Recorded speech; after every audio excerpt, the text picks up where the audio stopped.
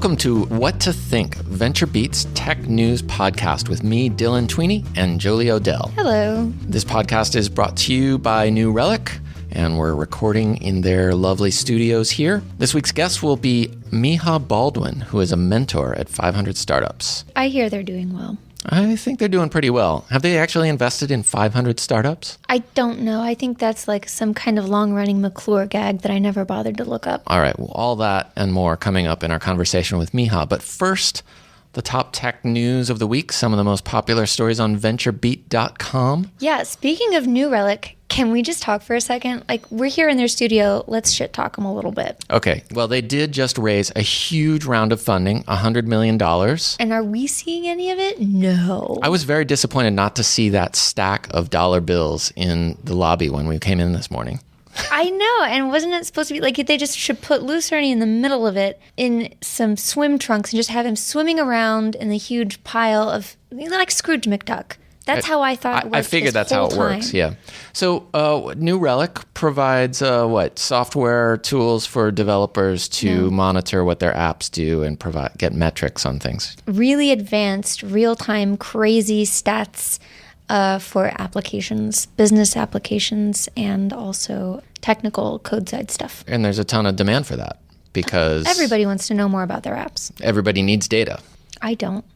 I could use less, but everybody else does. You're right. Everyone except Jolie needs data. Yeah. So They got $100 million worth of affirmation for that statement. That's great. Yep. This is the second company this week that got $100 million in funding. Inside Sales also picked up the same amount on what we think is $1 billion valuation. They're a company that helps salespeople fill their pipeline with leads.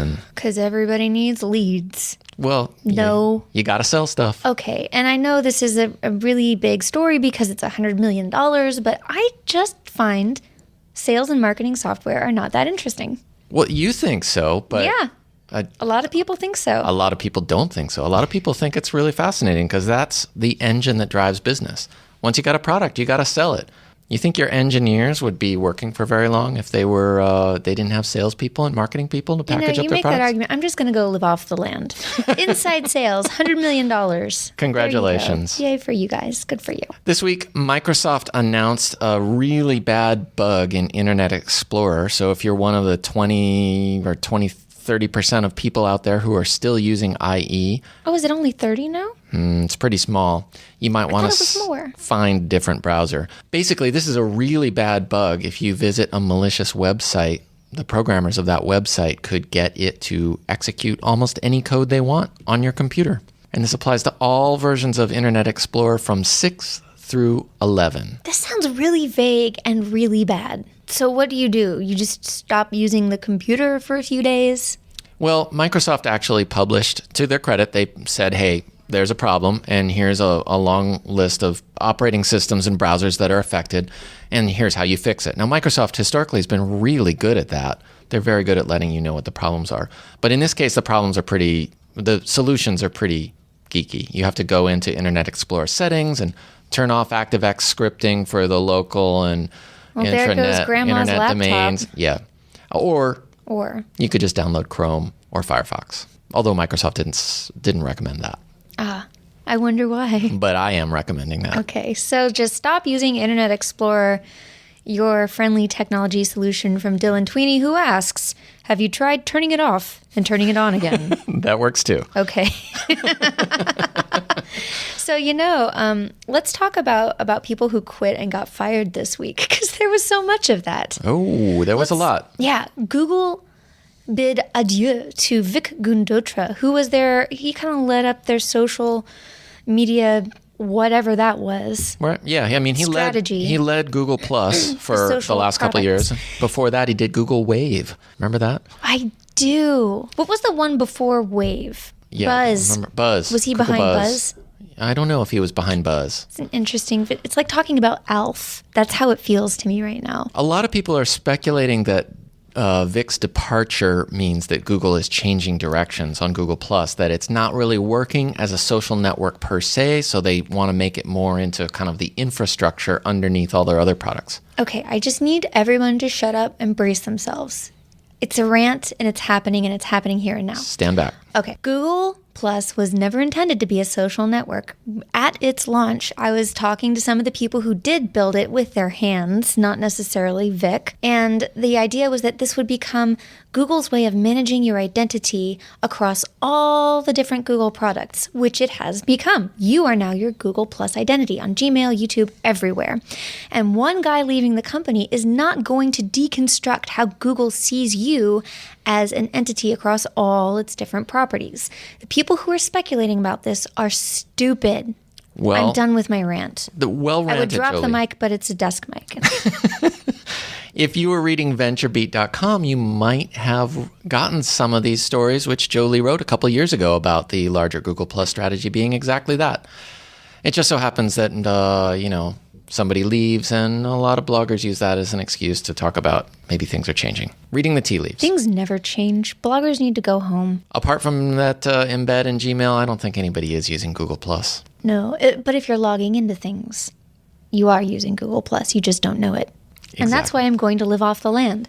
And on that note, let's get Micah Baldwin dialed up here. I want to talk to Micah. Before we dial him in, do you want to do the little message? Yeah. But before we get Micah on, I do want to say, after we've talked crap about them, I want to say thank you to our host and sponsor, New Relic. As we've already discussed, it's a software analytics company that makes sense of billions of metrics across millions of web and mobile apps. New Relic helps the people who build modern software understand the stories their data is trying to tell them. New Relic supports PHP, Python, Ruby, Java, .NET, Node, iOS, and Android apps. When your software breaks, everyone loses, so use New Relic. Now we are ready for the great, the only Micah Baldwin. Thank you so much for joining us today, Micah. How are you, my dear friend? I'm doing great. Tell our audience of two exactly who you are and what you do and why you're excited to be here today. So I'm Micah Baldwin, CEO and founder of Graphically, which is a company that's been around about 4 years now and focuses on helping authors and publishers sort of navigate the digital world. I am always excited to talk to you, Jolie. And I love talking about things that are going on in the internet, given that I've been involved with it since almost the day of my birth. Almost the day of your birth. I'm old. Oh. It may have started before I was born. You must have been a precocious baby, too, to be involved with the internet. Well, my dad actually worked at Stanford for 25 years and was one of the very early, DARPA kind of guys. So I've actually been it's an actual true statement that I've been using the internet for most of my life. We got the original. Very cool. See, this is why Micah is the coolest. I know the coolest people, Dylan. This is why you wanted to do a show with me for my amazing roster of friends. You're also a mentor at 500 Startups. Is that right? Yeah, so I mentor at 500, and Techstars is sort of the first place I ever mentored. But I think if I could be, I'd be a professional mentor. But 500 is fantastic. Tell us a seedy story about Dave McClure. There are none. Dave spends every day piously working for startups. Dave is the greatest man on earth. If there were one word I would use to describe him, pious would absolutely be it. Swear words notwithstanding. The one story I'll tell you about Dave was Dave and I were speaking at Big Omaha when his kerfuffle occurred last year. And it was very interesting watching two things happen. One was the complete misconstrue of the situation, but the second was how Dave went from being absolutely crushed that he felt that he had said something that really offended somebody, which surprised me a little bit, and then watching him immediately, apologize and work the room for how to handle the crisis PR, if you will. For those listeners who don't know what happened at Big Omaha, Micah, can you just catch us up? Sure. So Big Omaha last year, which I believe that this year is actually coming up this month, it's an awesome conference, to throw in a quick plug for it. Dave was doing a talk about startup ecosystems, and there was a semi-heckler in the audience, and he referred to her as the B word. And it blew up rapidly, as, Dave McClure tends to garner a lot of press rapidly. Well, he does use a lot of, shall we say, naughty words. In the same context, I'm pretty sure he probably would have called a guy the B word too. You lying bitch. Like, I would call anybody that. I call Dylan girl all the time. Girl with a U. Hey, girl. It's not a gender thing. Angry, right? Like Dave wasn't angry. Right. He was in a mode where he was trying to drive reaction out of the audience. And it's the Midwest. It's a different place. And so the reaction was somewhat negative, and Dave took it really hard. Personally, took it really hard, and it was intriguing to see that, given that his outward reputation is this hard-ass dude that doesn't really care. And here was him actually really, really caring. And I think that you asked me about 500, and I think that's the thing that people miss about Dave is actually how much he cares about entrepreneurs and the ecosystem and 500 startups, and we get caught up in his kerfuffles rather than his real meaning. And so Dave, he's actually a really good, genuine, solid dude. In all my interactions with him, he's been very responsive and very passionate. Even when we've disagreed, he's been always on the side of the entrepreneur. Now, this is an interesting segue though, because it's very funny how right now, especially if you throw even a hint of shade at a woman in technology, you have the entire internet down your throat. And sometimes there's context and background, and sometimes there's not. And we had two ongoing sexism problems kind of come to a head this past week. One very was different problems. very I might say. different. Well, okay. So, Miha, are you familiar with the RadiumOne CEO story? Very, very much so. In fact, my friend Jen Garcia and Max Marmer and I was part of it. They really did it. Was put together a change.org petition and put in a lot of effort that I think really drove G to step down. That was Right. not a case of throwing shade. That was No, a case of that was a a case of the CEO man- having a really big personal life problem where he was actually Not a personal life problem. abusive. A criminal problem. Exactly. He pled guilty. He copped to the charges. On the other side of that scale, and for the record, the RadiumOne CEO situation was something that needed massive intervention. The company should have fired him immediately when it was discovered that he was abusive to his girlfriend. And I'm glad that the internet mob stepped in and was like, hey, no. Well, the board did fire him. The board eventually. fired him, but after immense public pressure. Now, on the other side of that spectrum is GitHub's CEO was accused of sexist behavior by an employee, Tom Preston Warner. Yes. And he and his wife was pulled into it as well.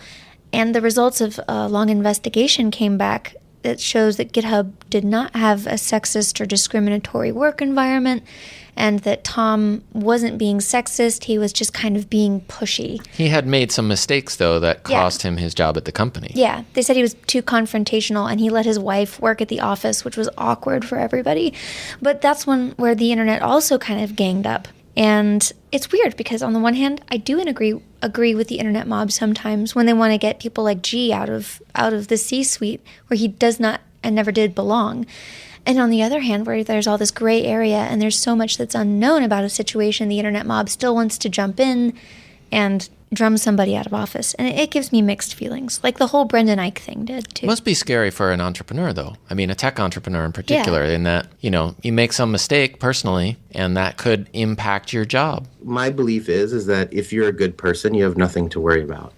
Like at the end of the day, Tom did things and his wife did things that were indicative of somebody who made bad decisions that weren't in line with being a good person. And overall, he might be a good person. I don't know him at all, but he did a couple things that were pretty bad, right? And, certainly RadiumOne is a completely different story. I mean, with that, the one thing I never understood was why people were so caught up with the fact that he hit his girlfriend 117 times in 30 minutes, when really he hit his girlfriend. Story's over at that point, right? Yeah. Exactly. And the Brendan Eich thing, I was disappointed in that to a certain degree, but I completely understand the sentiment behind it. But to me, so I'm a huge fan of the app Secret, enormous fan. And there was some conversation on there that there was a post that said, why is there this huge blowback on Shanley? And the comment that I left basically said, look, there comes a point where the energy changes words into noise. And in many ways, that's sort of the problem that we're at right now, where people are doing things that are detrimental, right?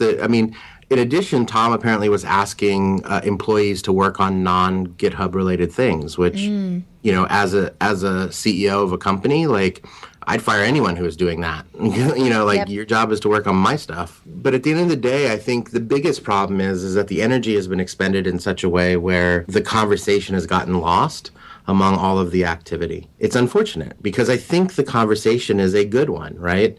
Equality is always a good conversation. Feeling good and being able to contribute is always a good conversation.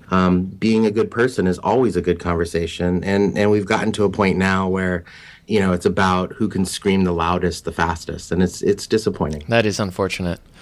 I wonder, too, if there might be a kind of mismatch between the startup culture of Silicon Valley and the expectations that come when these startups grow larger and they have more employees and the founders have to act more responsibly. Well, that's all about culture, I think, and you can have a responsible, equality-based startup culture from day one. Yeah, what's interesting with GitHub, by the way, is that, it is completely distributed. It's unlike many other companies out there. When you're distributed and you're working from home all the time, right, your view of how to interact with other people is different because you have no other people to interact with. Like, the only people you talk to are, in essence, over Skype or over, GChat or whatever. And you operate differently than if you're in a room with, 50 to 75 other people. But I think the other thing, too, which is also an intriguing thing, is just the ability to communicate online rapidly, semi-anonymously, and to generate a lot of energy fast is something that we've never dealt with ever in the history of the world, right? So that tends to bring out the worst in people. I'm just in my thinking about experience. 4chan. B is just the complete experiment in anonymous rapid fire. You don't have to go that communication. far to find craziness. I mean, I was thinking of like YouTube comments. People just, pile on with all kinds of crazy, nasty stuff. Yeah, it's interesting. You bring up 4chan. I mean, so Chris and I've had a lot of conversations around community and I think Chris is actually intelligent and empathetic and dead on about freedom and communication and community and all those kinds of things. Like, he's a very big thinker. Cool guy. Yeah, I mean, the problem is Twitter is not a community. Yeah. Exactly. It's a collection of voice, and it's who can yell the loudest. And unfortunately, some people have been given, the crown to be able to speak loudly. And those people, unfortunately, sometimes say things that aren't the best. And, it's definitely tough to be an entrepreneur. Like there was another conversation on Secret, which I loved, which was about when do you hire the first female engineer? What, is not when she's on her period? I don't get what... Well, so think about it. If you have 10 engineers, all male, and you hire the 11th one is a woman, she's not going to feel as comfortable as if there were 3 male engineers and she was the 4th hire. Yeah, and where she could actually contribute to the culture. That's a good point. Yeah, and so that's the world we live in because, in addition, most of these startups, because they're hyper growth, are hiring 10, 15 people with no background check, with no discussion, no checks with previous employers, right? Because we're in this land grab. And so you all of a sudden create this community, this culture in your organization that it matches one person. Miha, I just want to say you are having far deeper and more interesting conversations on Secret than I am, for sure.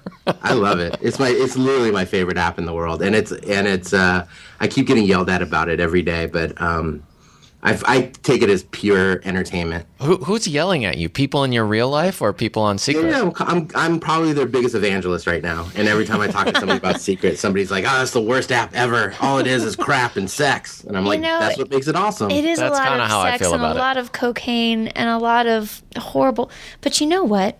Let me tell you, when I was in my early teens, I kept a diary. And because I'd had my diary stolen by my little brother several times already, I kept this one in a cipher. I made up a code language. And wow, you were a nerd growing up.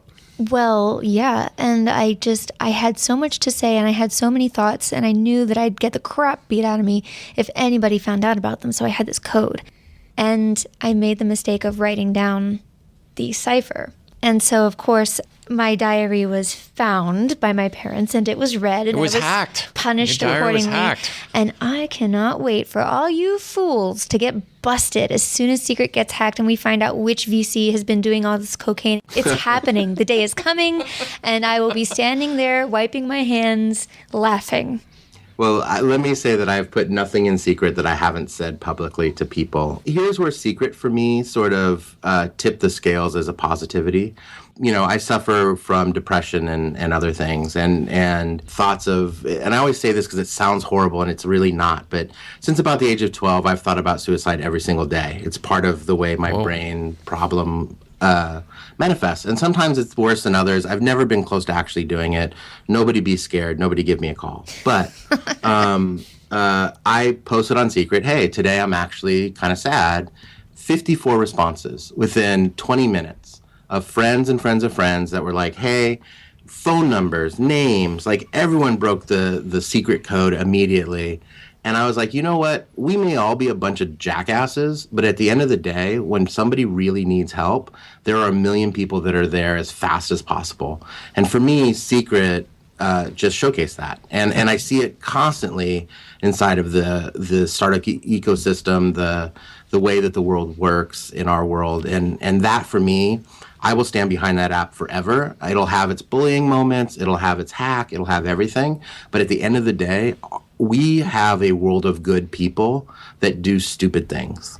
And as long as we're not stupid people that occasionally do good things, I will be an entrepreneur for the rest of my life. Oh, that is so That's an heartwarming. amazing story. That's beautiful, Micah. Well, I'm so sad that on that amazing note, we have to wrap it up, but we are out of time for today. Thank you so much for chatting with us. We loved having you. Thanks for having me. You're It was so awesome. insightful Ha! and deep.